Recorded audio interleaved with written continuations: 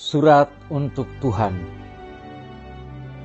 Pada suatu pagi yang biasa dari musim yang sudah kulupa, kutemukan namamu bersama cahaya, dan sejak itulah aku ngembara mencari engkau tanpa alamat.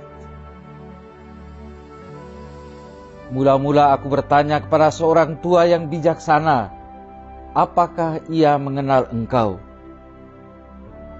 Ia cuma menggeleng kepala dan berkata, "Ah, dia lebih tua dari gurun, lebih muda dari embun. Mungkin langit masih mengenalnya." Aku melihat kanak-kanak begitu muda seperti fajar main kejaran di pantai pasir dan bertanya, "Adakah mereka melihat engkau?" Semua heran dan berkata, "Ia belum tiba di sini. Engkau datang terlalu dini." Aku pergi ke taman kota melihat sepasang anak muda asik masuk di mabuk asmara. Mungkinkah mereka mengenal engkau? Yang laki-laki itu berkata, "Ia hidup dalam dongeng dari beribu tahun lalu. Sisa namanya masih tercatat dalam sebuah perkamen tua." Yang perempuan lalu menambah, "Sungguh pun hidup begitu indah, riwayat kita teramat singkat. Pengembara, mengapa mencari yang sia-sia?" Aku mencatat sementara, lebih tua dari gurun, lebih muda dari embun. Engkau hidup dalam dongeng dari beribu tahun lalu. Apakah namamu sia-sia dan aku datang terlalu dini?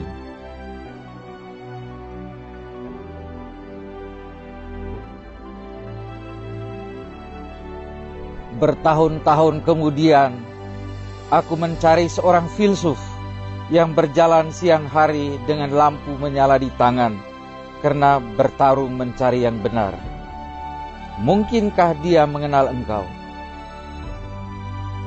Sewaktu kami di jalan bertemu, ia besarkan nyala lampu, lalu mendugai lubuk mataku berseru, "Pengembara, kita sama pejalan jauh menuju langit yang tak terjangkau." Tentang dia, aku hanya bisa bertanya.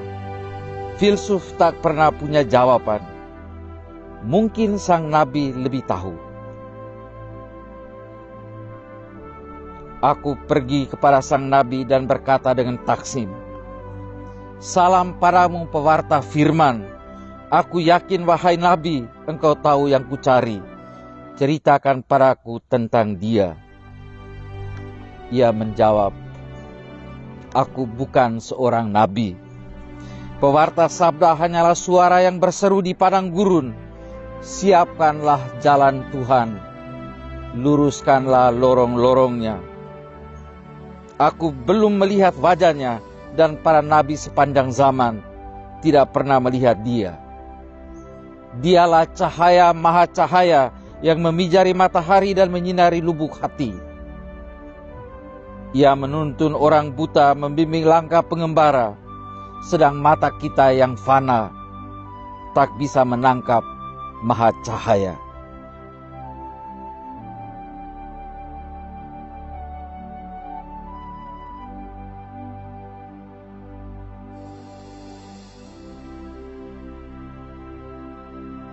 Kudengar tentang lonceng gereja memanggil umat beribadah.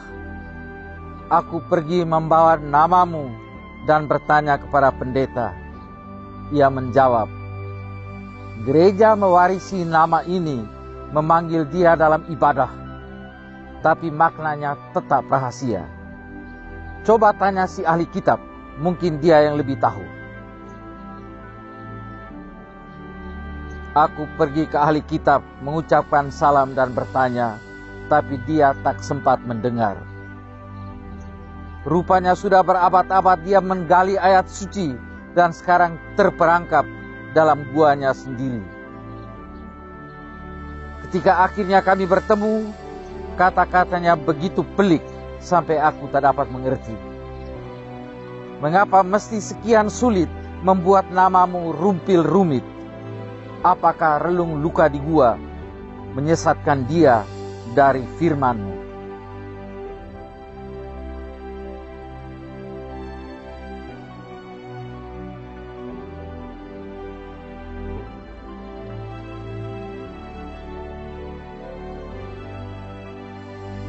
Aku berpikir sebaiknya pergi kepada penyair. Dia menyambutku dalam diam, menggumam sajak yang tak selesai. Pada mulanya adalah sunyi, dan sunyi itu melahirkan kata, dan kata mencipta alam semesta, dan alam semesta menyanyikan madah. Dan semua madah kembali ke sunyi di baris terakhir semua puisi. Tapi tak pernah seorang penyair berhasil menulis bait itu. Mungkin sang pertapa lebih mengenal rahasia sunyi. Aku pergi ke padang gurun, lalu menemui sang pertapa. Ia dulunya seorang kaya, menjual tuntas semua harta, dan hidup menyepi mencari sunyi. Sebelum kutanyakan sepatah kata, dia mendengar debur jantungku dan berkata, lebih kaya dari cinta, lebih miskin dari rindu, itulah dia. Makanya harta yang habis terjual tidak cukup membayar jalan untuk sampai ke hadiratnya. Mungkin sekali fakir miskin lebih mengenal wajah itu.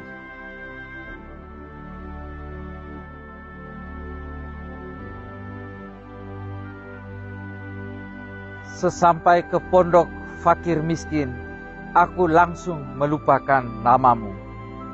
Yang kulihat, yang kuingat, hanyalah wajah kanak-kanak dengan igauan dalam demam, menjerit pedih minta nasi, sedang ibunya menjual diri untuk membeli sepotong roti.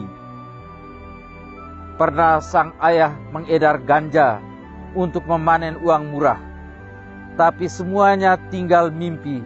Ia pergi tak pernah kembali. Maka di sini di laut derita, bisakah seorang mengelak teriak dari kapal yang sedang karam? Apa makna semua doa, madah puji dan nyanyi ibadah bagi mereka yang kini tenggelam? Sungguh di laut duka, aku telah melupakan engkau. Namamu tak lagi penting untuk diriku, dan mungkin namaku tak pernah berarti untukmu jua. Tapi mengapa di siang ini, ketika hibuk dalam letih, sesudah hilang semua pamrih, tiada terduga engkau tiba. O cahaya maha cahaya, sunyi suci yang melahirkan kata, lebih kaya dari cinta, lebih miskin dari rindu. Di tengah wajah kanak-kanak lapar, aku sujud menyembah engkau.